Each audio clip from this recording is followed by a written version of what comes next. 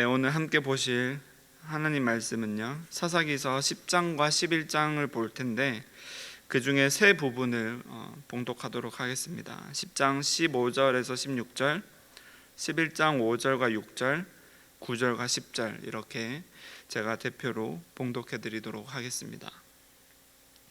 네. 이스라엘 자손이 여호와께 여쭈되 우리가 범죄하였사오니 주께서 보시기에 좋은 대로 우리에게 행하시려니와 오직 주께 구하옵나니 오늘 우리를 건져내옵소서 하고 자기 가운데에서 이방신들을 제하여 버리고 여호와를 섬기매 여호와께서 이스라엘의 곤고로 말미암아 마음에 근심하시니라. 암몬 자손이 이스라엘을 치려할 때 길르앗 자손들이 장로들이 입다를 데려오려고 돕 땅에 가서 입다에게 이르되 우리가 암몬 자손과 싸우려 하니 당신은 와서 우리의 장관이 되라 하니 입다가 길르앗 장로들에게 이르되 너희가 나를 데리고 고향으로 돌아가서 암몬 자손과 싸우게 할 때에 만일 여호와께서 그들을 내게 넘겨주시면 내가 과연 너희의 머리가 되겠느냐 하니 길르앗 장로들이 입다에게 이르되 여호와는 우리 사이의 증인이시니 당신의 마음대로 당신의 말대로 우리가 그렇게 행하리이다 하니라. 아멘. 네, 오늘 사사 입다를 다루고 있는데요. 사사 입다는 등장하는 장면과 그 환경이 조금 달라요. 다른 사사들은 이스라엘이 여호와의 목전에 악을 행하였더라. 그래서 그 이제 원수들로 인해서 압제당하고 곤고한 상황에서 하나님이 그들을 구원하시기 위해 사사를 세우는 장면으로 등장하게 되는데요. 이번에 사사의 입다를 등장시킬 때 이스라엘은 이미 그 전에 회개함으로 나아갑니다. 회개함으로 나아가서 하나님 앞에서 우상을 제하고 여호와를 섬겼더라라고 등장하고 그를 보신 하나님께서 이스라엘의 공고로 말미암아 근심하였더라 이렇게 등장하죠. 사사 입다를 좀 자세히 보기 전에요, 사사기서의 가장 마지막 내용을 잠깐 보려고 하는데 사사기서 마지막은 이스라엘 지파 간의 내전이 일어나요. 정말 끔찍한 일들이 벌어지고 있는 장면들이 나오는데 그 마지막 절 21장 25절은 이렇게 이야기하고 있습니다. 그때 이스라엘의 왕이 없으므로 사람이 각기 자기 소견에 옳은 대로 행하였더라 이렇게 말씀하십니다. 이스라엘의 왕은 여호와 하나님이십니다. 이 사사기서에 흐르는 중심 맥락이에요.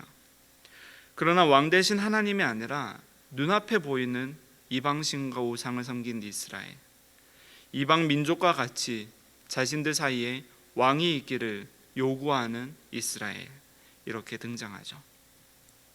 이스라엘을 통치하는 왕이 없어서 스스로를 보호하지 못하고 있다라고 생각한다는 거예요. 그러나 하나님의 시선에는 그들에게 인간 왕이 없어서가 아니라 하나님의 왕되심을 인정하지 않았기 때문에, 그러니까 하나님의 옳은 대로 행하는 것이 아니라 자신이 옳은 대로 행하기 때문에 그들이 곤고하다라는 거예요. 오늘 본문으로 돌아와서 10장 16절을 보면요, 자기 가운데에서 이방 신들을 제하여 버리고 여호와를 섬기매 여호와께서 이스라엘의 곤고로 말미암아 마음에 근심하시니라.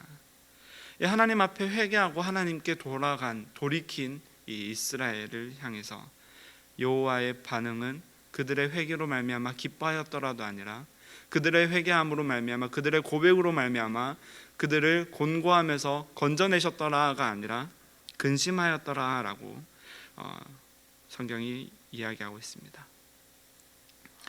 이를 향해서 어떤 신학자들은 이렇게 이야기합니다. 그 회개를 받으신 하나님께서 이스라엘의 고통을 그 마음에 아파하시더라 이렇게 의미를 가지는 신학자들도 있는데요, 이 따라오는 성경의 내용들을 보고 입다가 세워져 가는 과정, 그리고 입다가 어떠한 사람인가를 우리가 들여다보면 이 성경의 내용을 이렇게 해석할 수 있습니다. 그들이 우상을 제하고 여호와를 섬기는 회개를 하였는데도 불구하고 그 회개 안에 여전히 그들의 곤고한 마음이 있었더라. 하나님을 온전히 의지하지 않았더라.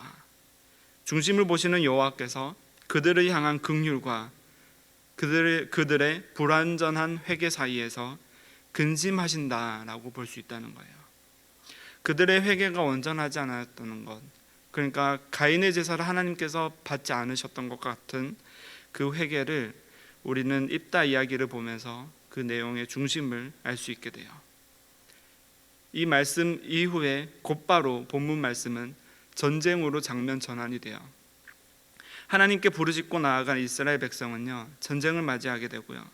하나님의 방법은 그들 안에서 사사를 세워서, 그들 안에 용사를 세워서 그들을 전쟁에서 이기게 하시는 것이 아니라 전쟁 가운데로 그냥 밀고 나가세요. 그리고 그 전쟁 가운데 확정된 미래도 약속도 보장받지 못하고 이스라엘은 나아가게 돼요. 여전히 회개 가운데 하나님을 의지하지 못한 이스라엘에게 하나님을 의지할 수밖에 없는 환경으로 밀어넣으신다는 거예요. 오직 하나님의 음성만 듣고 하나님만 의지하고 하나님께 그 불확실한 미래를 내어 걸고 나아가야 한다는 거예요. 그러나 그 하나님께 매달려야 할 그 시기에 그들은 큰 용사를 찾아가요. 그것이 길르앗 자손들이 배척한 기생의 아들 입다, 큰 용사라 소개하고 있는 그 입다에게 간다는 거죠. 길르앗 자손들은 기생의 아들이라는 이유로 입다를 배척했어요. 그리고 입다는 도망자의 신분으로 도망을 가요. 돕당으로 도망갔습니다. 그러나 이번에 큰 용사라는 이유로 또 데려옵니다. 우리에게 소개되고 있는 일그러진 영웅, 일그러진 왕이에요. 입다는 바로 조건을 제시해요. 여호와께서 전쟁을 이기게 하시면 내가 너희의 통치자가 되겠느냐, 내가 너희의 왕이 되겠느냐 하고요. 인간적인 이유로 이스라엘 백성은 입다를 내세워서, 큰 용사를 내세워서 전쟁에 임하려고 합니다. 입다는 하나님께 의지하여서 자신의 영광을 취하려고 합니다. 온전하지 않은 회개요, 불완전한 모습이지만 그들을 긍휼히 여기신 하나님께서 입다를 통해 그들을 구원하십니다. 입다의 믿음으로 인해 그들을 구원하셨다고 사무엘서와 히브리서에 이야기하는데요. 사무엘상 12장을 보겠습니다. 사무엘상 12장 내용은요, 이스라엘 백성, 그러니까 오늘 우리가 보는 입다의 족속 길르앗이 암몬으로부터 전쟁을 이기려고 사울을 그들 가운데 왕으로 세우고 그 이후 사무엘에게 향해서 나아가는 장면입니다. 사무엘상 12장 10절에서 12절 제가 봉독해 드리도록 하겠습니다. 백성이 여호와께 부르짖어 이르되 우리가 여호와를 버리고 바알들과 아스다롯을 섬김으로 범죄하였나이다. 그러하오나 이제 우리를 원수들의 손에서 건져내소서.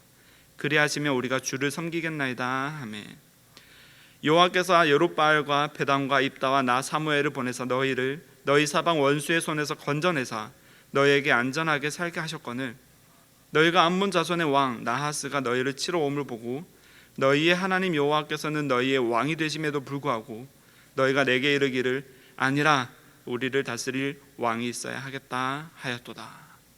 이 사무엘이 이스라엘 백성을 향해서 하나님께서 너희의 왕이신데 너희 앞에 오는 그 전쟁의 두려움 때문에 너희는 왕이 있어야겠다 하느냐 하고 하는 내용입니다. 애굽에서 나온 후 그리고 지금 2024년까지요, 이스라엘은, 유대인들은, 그리고 온 인류는 왕을 갈망하고 있어요. 참된 왕을 세우려고 하고요, 참된 통치자를 갈망하고 있고요, 정직한 대통령이 없어서 힘들어하고요, 인생에 본받을 만한 멘토를 계속해서 찾아다니고요, 영적 지도자, 흠이 없고 거룩한 영적 지도자를 열렬하게 갈망하고 환호합니다. 힘이 세고 원수 나라로부터 지켜줄 왕이 통치하는 나라를 꿈꾸는 이스라엘과 정직하고 거룩하며 사역도 잘하고 인품도 좋고 말씀 선포도 잘하는 목사님의 목회를 꿈꾸는 현대 그리스도인들, 어딘가 닮아 있지 않나요? 우리는 여전히 하나님이 우리의 왕 되심을 잊어버리고 우리 눈앞에 보이는 통치, 내가 원하는 어떤 의지할 것을 따라간다는 거예요. 사사에 입다는 그 열렬한 환호 속에서 그리고 회개하고 돌이키지만 여전히 하나님만 의지하지 않은 그 이스라엘 백성에 대해서 하나님의 근심 속에서 등장하고 있다는 거예요. 사사 입다의 등장은 어딘가 모호하고 애매한 환경 속에서 등장하고 있어요. 그리고 자신의 책량과 용사적 기질을 이용해서 본인을 도망자 신분에서 이제 왕으로 스스로 세우려고 하고 있고요.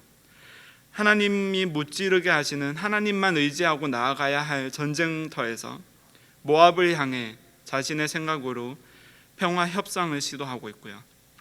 전쟁에 나아가면서 하나님께 잘못된 서원을 함으로 모두 앞에서 자신의 신앙심을 뽐내려고 했고 그것으로 인해 자기 딸을 결국 드리게 되는 잘못을 저지르게 됩니다. 입다는 그렇게 스스로 영광을 취하려고 하고 그 영광을 깎아내린 같은 민족 에브라임을 4만 명 죽이는 결과를 또 초래하게 됩니다. 사무엘이 정확히 말해주는 것은 이 입다를 통해 이 사사들을 통해서 하나님이 구원하셨다라고 하는데 여전히 왕은 하나님이시라는 거예요. 이 전쟁의 승리와 그 영광은 오롯이 하나님께서 취하실 것이고 그들을 인도하고 그들을 통치하고 그들 가운데 용사를 세우시는 것도 오직 여호와 하나님이시라는 거예요.